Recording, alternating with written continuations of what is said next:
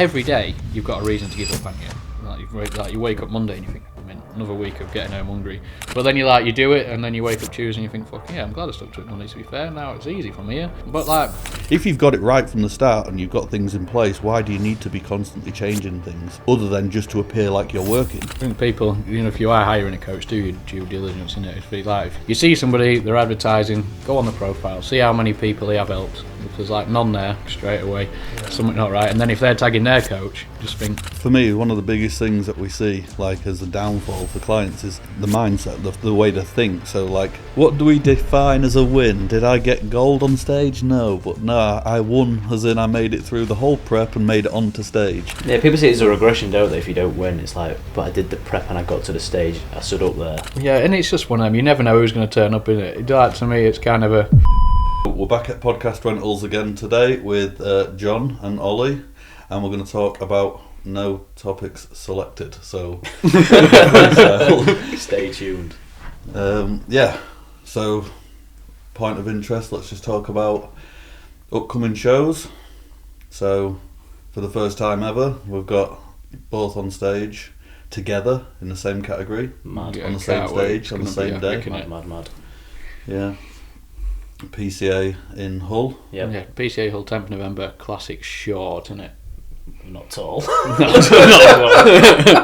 never going to be that. To be fair, if you've classic got into short. classic short, that's...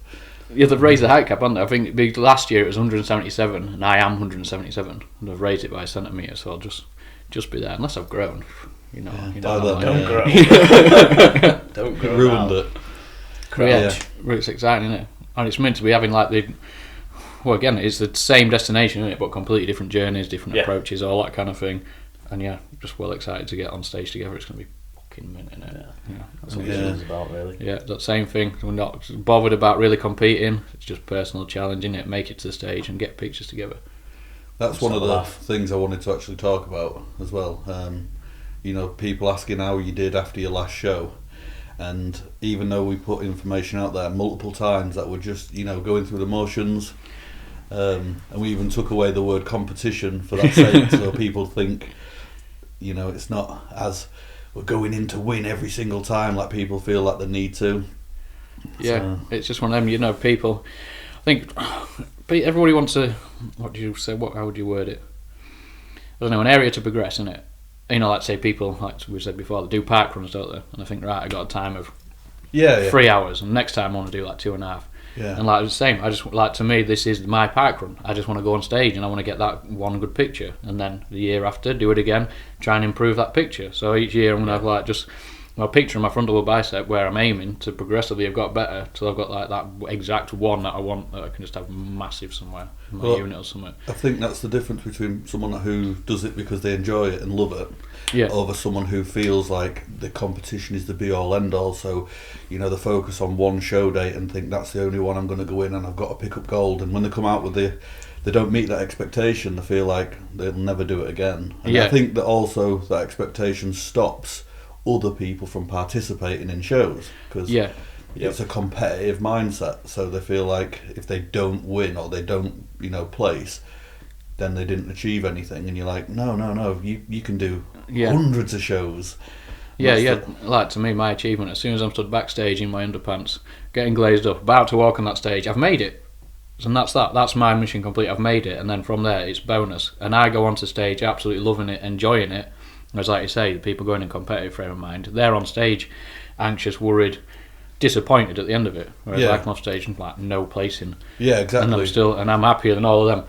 Came off so happy at the end of this. It's like my motivator, what I want to do it for, and all that. Like so everybody, like you look at everyone on stage and you just straight away assume they've all had the same journey there for the same reason, but they're not, are they? No.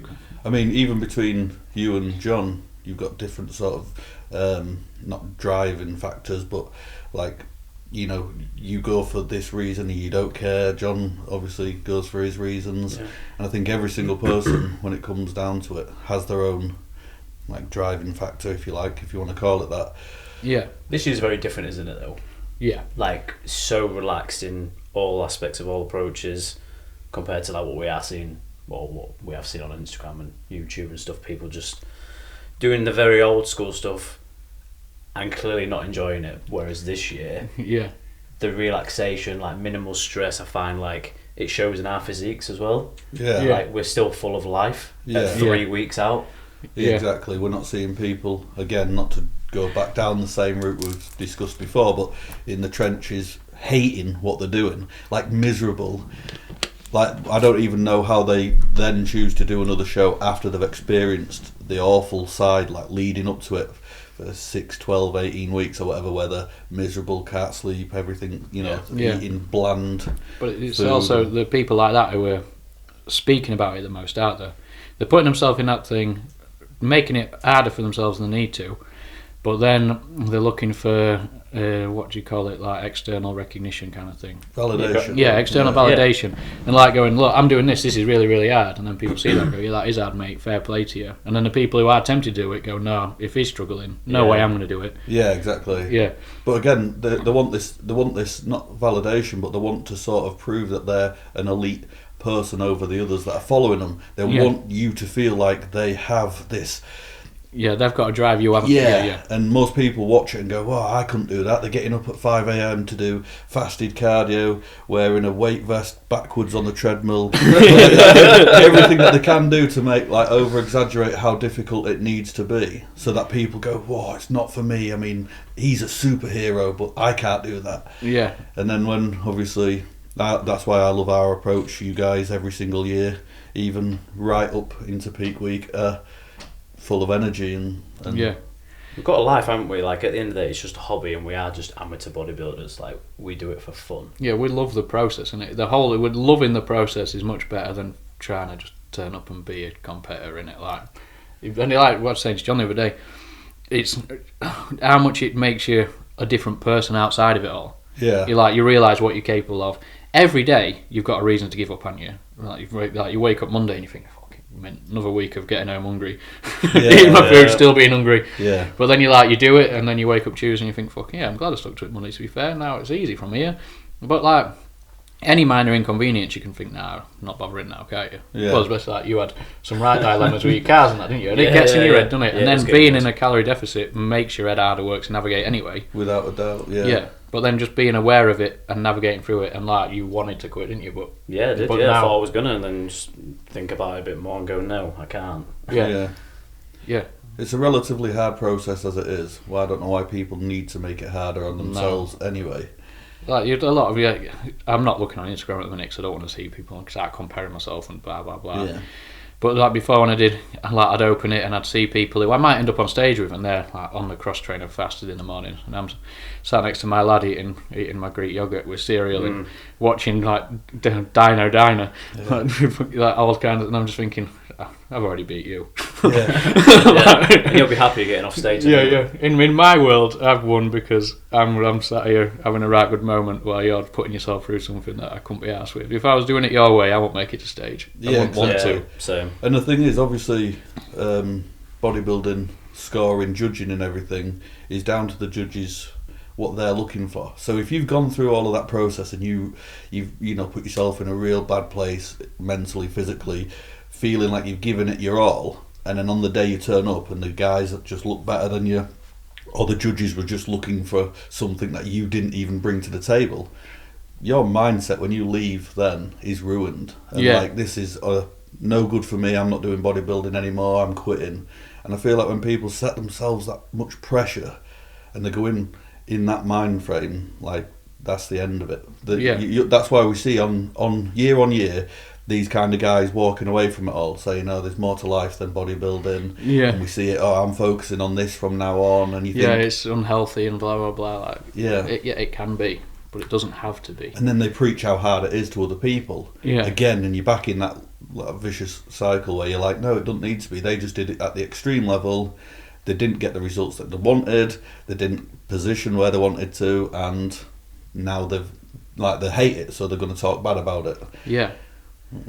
But there are things, obviously it helps with you being, like, having all the nutritional qualifications and all that, because there's a lot of people now I see, and I think it used to be like back, like when you said I was a PT, John's body conditioning in it, and then there was like smaller fitness. Now anyone who sets up, straight away they're a coach. Yeah, like that's it. I am online coach. It means all I read on that is like I've got no qualifications, but I followed a diet off the silver guy, and I've got pretty big arms, so I will help you. And then you just see it, don't you? And then you see like, oh, I've got this client, and they're sharing this client, and it's like, cool. So all you're doing is overworking them. You haven't got a clue.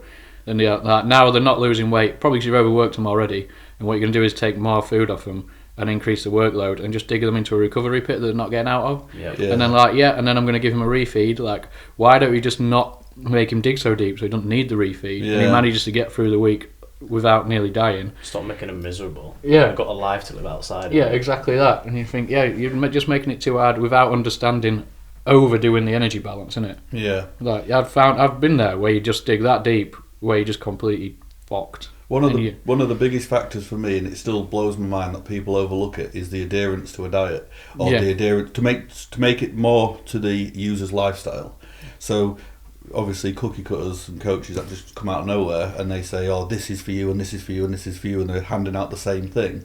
But then you've got user A who is a night shift worker, and then you've got user B who's not working whatsoever, and then you've got user C who has injuries, and everything is completely different, but they're trying to supply them with the same thing. And then when they've got no backup plan, so they're not capable of adjusting to the client's lifestyle and needs, they just, like you say, they just turn the knobs in the other way. So they remove food, increase activity, and they just keep doing that until they find either a breaking point or some movement. And if they get some movement, that's only for the X amount of time. Then they have to do it again, and all they're doing is just making the extremes even more extreme. Often, because then it becomes like the client's fault as to why they couldn't get to the destination. It's always. Like, really, the coach, maybe you shouldn't have been with that coach. You weren't educated. Didn't understand you or anything like that. There's also this weird expectancy of when working with a coach, that a coach is like, every single day, I'm going to adjust something for you. And like I've said to you guys, we're at that stage now where all of the work was done years ago. Now it's just another set of eyes, mainly on, like, obviously John's situation that arose with his cars. I know full well how hard it is to deal with life in a deficit in general. So when you've got an additional hurdle thrown in there, for me, just to stand back in a better mindset and say, look, John, time to move to this. We're going to adjust this now. That was just an observational point that needed adjusting, which put him in a better mind frame to continue the goal.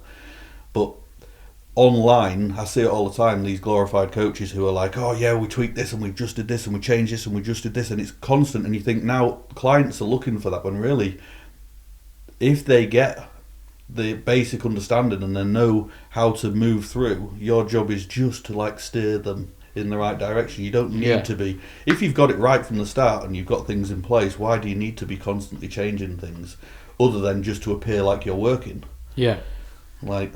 I think people, if you are hiring a coach, do your due diligence in it. If you see somebody, they're advertising, go on the profile, see how many people they have helped. If there's like none there, straight away, something not right. And then if they're tagging their coach, just think, like you wouldn't hire somebody to do your diet plan, would you? No. I'd be extremely critical. This is the thing. I actually thought about this a bit back. I could do with a coach just to keep me in line. But then I was thinking about it, and I was like, I'd be extremely critical if they came to me and said, oh, you need to be doing this or this, and I'd be like, no, I don't. I don't. The message and say, you can't eat that. So it's a bit of a weird place to put yourself, but anyway, but carry on. It is that kind of thing, innit? And when they do get too strict, and you was even saying, weren't you, about Chris Bumstead? If anybody has seen that interview with, I think, Chris Williams, he's saying in this lead up to the Olympia that he's just won his last one, his coach messaged him what he'd eaten that day, and he'd said, oh, I'd had 400 grams of rice. He lied, he'd actually had 3 cookies instead, but over years of experience and learning his body and stuff, the 3 cookies was the same as the rice, and he got to enjoy that moment with his wife, and he still won the Olympia. So it doesn't have to be like that's meals on the perfect level. time and stuff. Like, you're causing more stress with like this like 80s style bodybuilding that you just don't need to do anymore. That he had sugar, can't believe it. Causing a insulin spike. Even like the other morning, I was sorting my pack up the other morning, and I just saw a Freddo in the cupboard. I thought, I've seen that now. I'm thinking about it all day. So I'm just going to take it, and I'm just going to have it for my lunch instead of my bag of crisps. I had a ham sandwich and a Freddo. I was thinking, prep. It's like that balance, isn't it? Like, if that can keep you going mentally for the next 3 days or whatever, rather than being like, I just hate my life, then that was actually probably healthier. I know what I'm like. I would have not ate the Freddo, and then I would have got home and been sat there thinking I've had all my calories, and I can hear that little Freddo. That last frog. Freddo blaster's going, Olly! Olly! So I just thought, right, just have it now, because otherwise, we've seen it loads, haven't we? Like, I felt like I wanted a cookie, so I didn't have a cookie. I had a lettuce sandwich, and then after my lettuce sandwich, I had a box of cookies. It was just I've been guilty of it myself, and we'd see it all over, don't we? When you restrict it and you force them not to have it, that's all you want, innit? Oh yeah, it just gets louder and louder and louder until you do it, and usually you just do more than you would have done if you just had it in the first place. Yeah, because you've hit the button, haven't you? Yeah, literally that. You see it all the time. I mean, for me, one of the biggest things that we see, as a downfall for clients, is the mindset, the way to think. So obviously I did the video in the support group about, I think it's called Have I Fucked My Calorie Deficit? Yeah. And every week when it comes to a weigh-in and someone says, yeah, but on Thursday night I went over my calories by X amount. And you're like, yeah, no, but you're still in a deficit. Instead of being 3,500 calories in a deficit, you're now 3,000 in a deficit. You're still in a deficit. Yeah. But the mind convinces them that one meal pushed them all the way out of the deficit. Yeah. And it's just a strange... But we was on about the other day, weren't we, on our first preps. I remember first preps, we'd be prepping my food, and I'd get a bit of ketchup on my finger, and I'd go wash it. Yeah. I can't lick that. It was them 3 calories, that's it. Throw it. But now I'm like, yeah, Fredo. But you still see it, don't you? Like you said about the refeed, but people are doing 90 minutes of cardio. Yeah. Just don't eat the food. Yeah. Like you've said it in post before, it's far easier to not eat something than it is to kill yourself doing an exercise that you probably don't enjoy. Yeah, you've got your calories here, haven't you? And then you're digging, you're doing your extra 1,500 cardio here, and then your calories aren't quite enough, so you have to have your 1,500 calorie refeed. That was something. If only. Yeah. And the other thing is as well, by trying to replace the calories consumed with exercise, you actually create a higher hunger level. Mm-hmm. So obviously you offset your ghrelin and leptin. So when you do that, you now actually crave the food more than you would have done if you just felt the hunger earlier on. So if you had 300 calories and you felt like, I'm going to eat that, or I'm not going to eat that level of hunger is much, much smaller than 300 calories of cardio the following day. So now all you've done is amplified the problem, and you're tired, and your legs are tired. Yeah, create more exhaustion. I just don't get it. Yeah. That's mint. Yeah, but it's a strange thing. I used to be guilty of it on lining up for a cheat day. Where you'd think, right, I've just stuck to my diet all week, so now I'm going to make sure I have everything I've craved all week in my hour. In an hour, in an hour. Yeah, I think, right, I'm not going to get anything else tasty, so I'm going to eat this until I feel sick. And right, I've ate it all, I've got 5 minutes left in my hour window. Yeah. There must be something else. Oh yeah, I'll just have this. And I'm sitting right, so I probably had a 2,000 calorie deficit all week, and then I've just ate 10,000, so... Maintenance? But yeah. It is that thing, innit? This way we're doing it now, having everything you want in moderation, it's well better. Yeah, absolutely. I don't think restriction ever leads to any positive. No, even I did that FitX show, and afterwards I wasn't even craving anything. Whereas before I'd get off stage, be ravenous when I need to eat everything in the world. Yeah. It's which is weird. Yeah, I think you messaged and said I don't know why, but I'm not really. Yeah, I was just thinking, I want to go home and cuddle my boy. I don't even want to eat anything. Yeah, I love it. It's much more sustainable, and obviously we know that, I say it all the time, but consistency leads to results. Yeah. If you make something so hard that you can't sustain it, then you've removed consistency. Yeah. So it sounds like so much common sense when you step back and you go, well, if we make it easier to do every single day, then the more days that we tick off, the more likely we are to achieve the result. Yeah. But people just seem to want to make it harder, and I don't get it. It's always drastic, isn't it, as well? Yeah, extremes. Yeah, massive extremes. Yeah. I think a lot of people, you can start off by being consistently inconsistent, couldn't you? Do a week of dieting, a week not. and then try and up it to 2 weeks of diet and then a week not. Yeah, And before you know it, you're doing 2 months of diet and then having a week off, and you're thinking, actually, yeah, this isn't too bad. But because you didn't force yourself from going to eating everything all the time to just trying to be solid diet.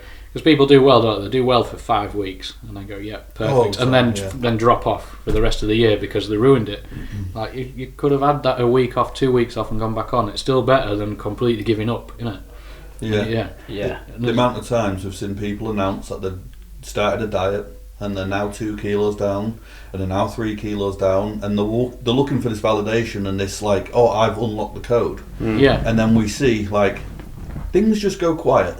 Like 10, 15 Those weeks ones in. with social media, innit? You know how well they're doing when they're doing well. And you think, well, I wouldn't even be judging you or watching you, but because you put it out there and you was announcing this and you was looking for this validation, I'm now watching you, and now you're 15 weeks in and I haven't heard a thing from you. You're putting posts up about this meal from so and so. In fact, you're hiding what you had achieved. Yeah. Now, anyone can lose weight. It doesn't take a genius to get into a caloric deficit. So anyone can do that. It's the sustainability. And if you created a system, again, I'll say it again and again, but if you created something that is hard to sustain, then that's why we see them fall off. But they never start looking into why they fell off. So the next year comes around, and they do the same again. Oh, Martin, I've cut out the carbs. Fucking brilliant. Nice one. Don't. Yeah. And you're like, oh yeah, I did well all week, but then I went to the pub and everyone else was drinking, so I had to have a drink, and that was 3 months ago. I haven't bothered dieting since. the justification of a failure. Yeah. It's always like this, why you view food as the reward when you could just have had it anyway and made it work. Yeah. Like, always, I've had a good week, so I'm going to ruin it. Yeah. It's like, why do it like that? Yeah. I'm not having a cheat meal, mate. I'm having a cheat day. A whole day. Yeah. Well, say that I'll probably have a cheat 6 weeks. Do that show in November, and then I'll just then that's my life. That's how I like to live. I think just like do diet nearly all year, do that show in November, and then I'll have the thingy off, and that's my consistency. It's like 10 months on, 2 months off. Yeah. And for me, that it's not even off. It's just you're not doing your bodybuilding right now. You're working into the festive period, and family takes priority, and that's the whole thing. It's not all or nothing. No. It's not like on and off. It's you just now working up to your Christmas period and you want to spend it with your family and you don't want to have any form of like bodybuilding mindset. You still enjoy your training. Obviously you get better pumps when you're like eating. Well, it's horrible when you first come out of the deficit into eating and you're like, that pump hurts. I don't want to do this. After like 3 reps. So when we go back in November, PCA, what's the moment you're looking for together? What are you hoping to experience? Obviously, being on the stage is one thing. Just want a picture, innit? Just want a picture. The thing is, like, in the moment, it's brilliant and all that, but then afterwards, it's like the whole day. It's too hard to process, isn't it? Yeah, it's an emotional roller coaster. And you come off stage and you can't process any of it, and you go home and your head's just like fried, and then like. The following week, you end up feeling like a bit proud of yourself and that, don't you? But then you get your pictures through and you look through and you think, fucking, that's immortalised, isn't it? Because the whole memory, like I don't remember anything from show days. It's that much of a, I don't know, it's head fucking it. So much going on. There's a lot going on, and it's all sensory, innit? There's so many loud voices, music at an excess level, and the smells of town. Yeah, there's a lot to process and everything. You forget how you look or you forget how you're placed or anything like that. But then you get that picture, don't you? And you think, yeah, that's mint. And then like I've still got one on the side in my living room from like 2 years ago, just a front double. And I think that's mint. Like people see it and like ask questions about it, and that's all I want. It's a moment in time, frozen, and it's a discussion point, isn't it? So. Like, this is what gets to me quite a lot with the people refusing to do shows or doing them for the competitive purpose and not winning and stuff like that, and not understanding they can just do as many as they want and just enjoy it. Yeah. It's like, that moment is now frozen in time, and your grandkids can look at that photo and go, Grandad, what was this? And you can sit with pride and tell them about that moment, and you can get your book out with all the different moments. They're not going to go, did you win every show? No. Not at all. You're going to be able to tell them about the ones you won, the ones where you picked up your pro card, and the ones where you didn't win. And everything is part of the journey and part of the story, and from their point of view that's your legacy, and people are missing out on building that, even though they really, really love bodybuilding, because of the fear of not placing first. Yeah, and like we look at the pictures of us on stage, don't we, and we compare ourselves to everyone, don't we? Yeah. But then you show everyone else and they just look at you. Yeah, they don't even look at anybody else, exactly, do they? yeah, just 100%, you. Yeah, and like for every one person on stage, there's like 10 people sat in the crowd who wish they were there but think it's too hard. Yeah. If I can do it, and I'm the most unmotivated person ever. Yeah. And then John, what yeah, similar the picture, but like obviously that'll be in the pose down, won't it? And then because I think people do it for like to be like, oh, I'm the big dog, whereas we'll just be up there just having a laugh and probably not even realise who's around us. Yeah, and be like, right, I'll do this one now, just for a few photo opportunities. Yeah. If people don't know what the pose down is either, it's where all of the competitors have a moment on stage post doing their routines and everything, where the music is played really loud and you're all on stage at once, and you get to just go through your own poses and do a bit of a flex to the audience and whatever. So for me as well, that's going to be a really good experience to see you both together in that moment on stage, and like you say, we'll be able to get a photo of it. And it's one of the moments, isn't it? Like, I don't know many people who manage to compete, who make it to compete, but then two mates getting on stage together, you just you don't see it, do you? No, it's a magic moment. Hardly ever. Yeah, it's really good. And like everything, when we're backstage, we're going to be able to like pump together. When we get our tan, we're going to be stood next to each other, stuffing our junk in each other's. Yeah. When you turn around, I'm going to try and grab the gun and just. You can give them advice, like Spain's awful technique. Put my hand over to get sandprint on his back. Yeah, just the whole thing. It'd be nice because the experience. Usually, you go there and you're completely on your own. You like meet some lads, you have a bit of a crack, but it's strange. It is kind of lonely. There's a lot of people there, and you're all stood there, and you're trying to get to know each other and have a bit of a chat. But you just stood there thinking, so to go there with somebody who you actually do know personally, it's just gonna be completely different, isn't it? Yeah, I mean, you can have your team around you all the way until that moment. Yeah, and then it is just you.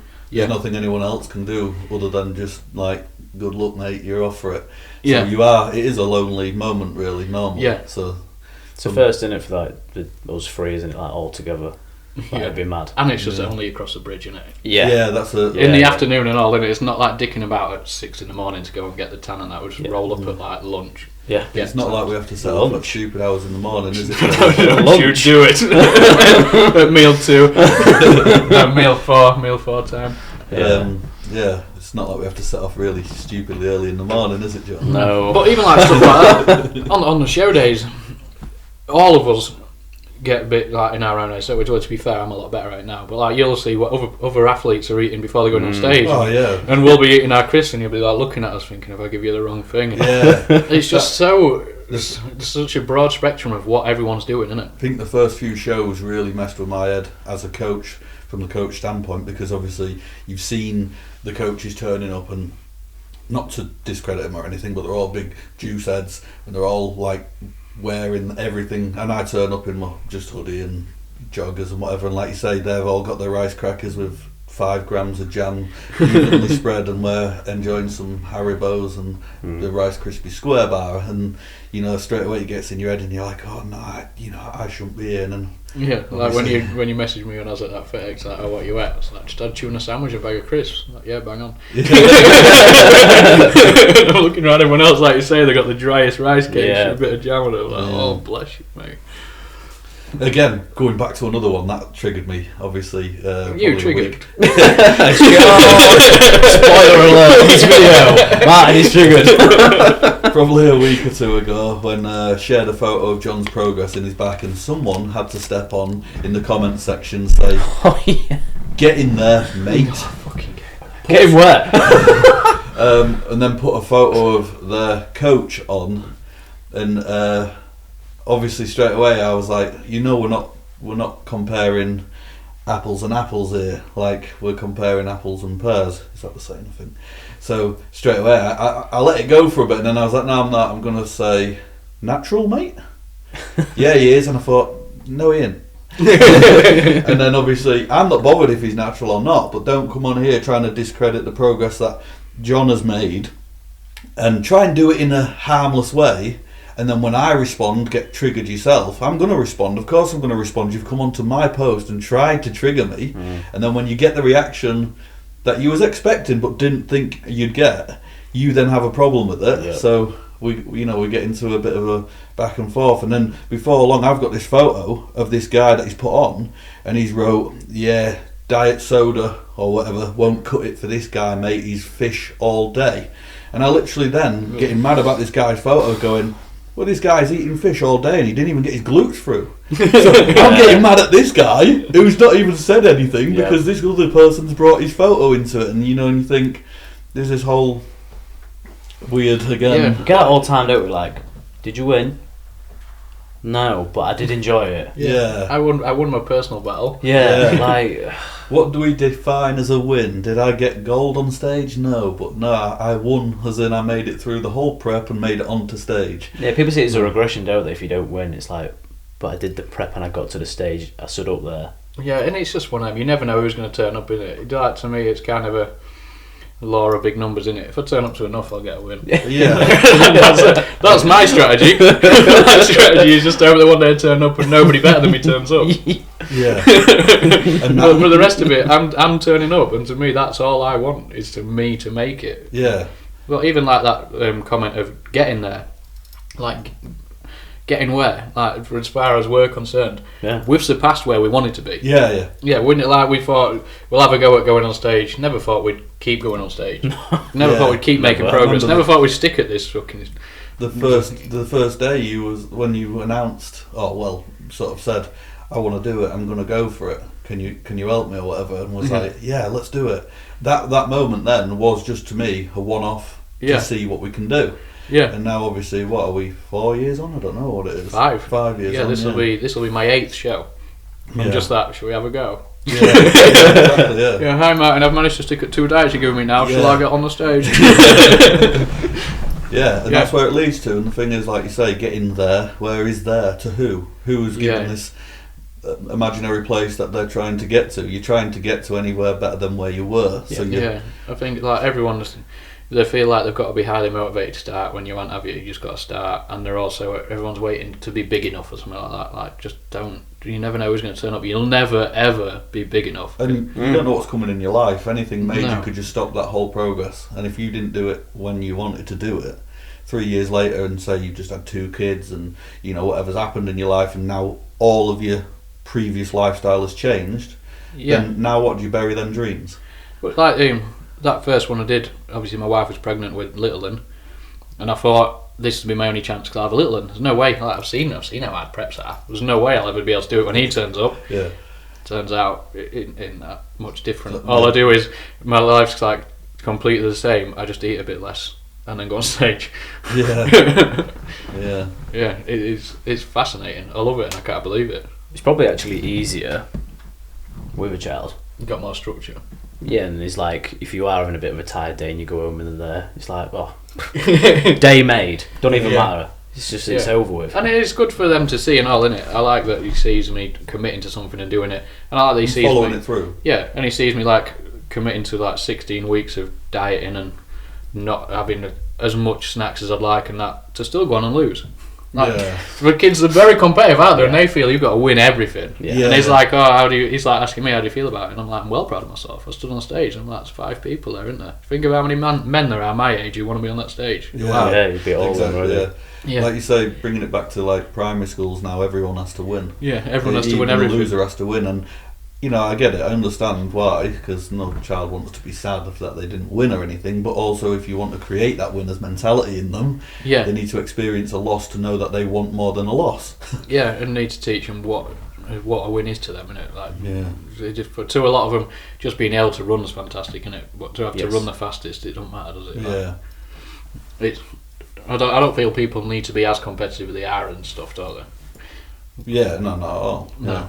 I remember even like my first prep, I think avoiding talking to a lot of people is a lot easier, isn't it? And avoiding social media, because I remember like first prep, second prep, you get, so and so says this, and you're like, oh cool, yeah, they're going to go on stage next year, like cool, we're at 5 years down the line, they still haven't made it. Yeah, exactly, yeah. Well, the people who are criticising, the people who are criticising are the people who aren't doing anything out there. Yeah, always. Yeah. In anything, whether it's business, whether it's diet, whether it's competing or whatever. Yeah, and they're you know when they go like, oh, I couldn't do it, I'd have to win, I've got such a competitive mindset. And you're like, cool, so you got such a competitive mindset, you're not doing anything at all. Yeah.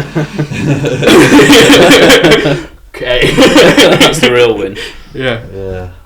Yeah. It's like that other statement that always comes out, oh, I couldn't do the dieting because I love food too much. Oh, fucking hell. Oh, yeah, not me. Oh, I hate food. I can't wait to get home after working 12 hours to have my diet and still be hungry. Oh, I'll live for it. Yeah. I don't understand how people view that as... Like, I think I put a video out yesterday or day before literally about that. Yeah. Like, you think people who have got this far in a prep or whatever have made it this far because they hate food. That's why it's easy for them, because they hate food. Like, I think you've got this all wrong. Yeah. It's the opposite. It's easy to look at somebody and decide why it's easier for them, innit? Yeah. When it never is. They just... I think a lot of it, the be all end all, is you've got to want to, haven't you? And like, I think if people want to bodybuild, do it because you want to, but don't feel like it's going to make your life any better. But I also feel everybody should be doing something to be progressing in life. Yeah. Every day. Well, it brings structure and it brings routine and control and things like that, doesn't it? So it's and you just don't want to be stagnating, do you, and just existing. No.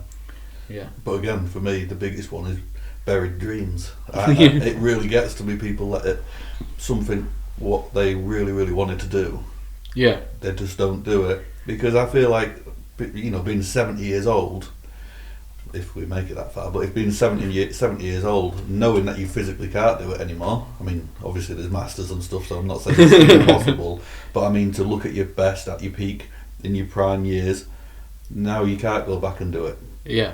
So that's a really, really awful, to me, that's an awful thing to think about. So if those things are just been buried and with excuses, they'll hate themselves when they're 70. Yeah, and now we're getting to the end of the year, aren't we? Where everyone's going to be ready to get started in the new year. To like, this year's my year. Business. Yeah, this year's my year. Like, just make tomorrow your day, and then if you do that, try and make next week your week. Yeah. Stop like it's another social media thing, isn't it? Where I kept seeing you need a 5-year plan. I'm thinking, why set a 5-year plan? None of you can make it past week 1. Yeah. I want to be a millionaire. I hope I win the lottery in 5 years. Yeah. Doesn't even do the lottery. You want them in it? Because I don't want to win. So. It's just getting going and doing it and just progressing, and it's slowly keep chipping away. Even like, again, bringing it back to the general population with weight loss, we see it in the group. Oh, I haven't been able to do any of it this week. Oh, that's cool. Just carry on. Yeah. Really? I've not ruined it? No. You did like 16 weeks prior to this, about 1 week. Yeah. Well, I know my weight went right up. Doesn't mean it's fat. No. We already know it's not fat. Just carry on. Take my word for it. And you see it like week on week, because everyone goes through it. Every single person goes through that mindset. And then they'll do 2 solid weeks back on and they're below where they were, and you're like, there we go. Yeah. You just needed to carry on. Yeah. And like you said, most people throw it away there at that moment because they feel like they've ruined it. They stop weighing themselves, they stop tracking, they stop doing it all, because they kind of go into hiding away from it. Don't have to face it, do they then? If you don't track no ownership. Yeah. So, I mean, I don't want to name drop, but there was one girl recently who reached out in the group and literally said, come off holiday, and I've been 2 weeks now, and I'm just not in the right mindset. And I said, just go weigh yourself, because you've already told yourself how bad it is.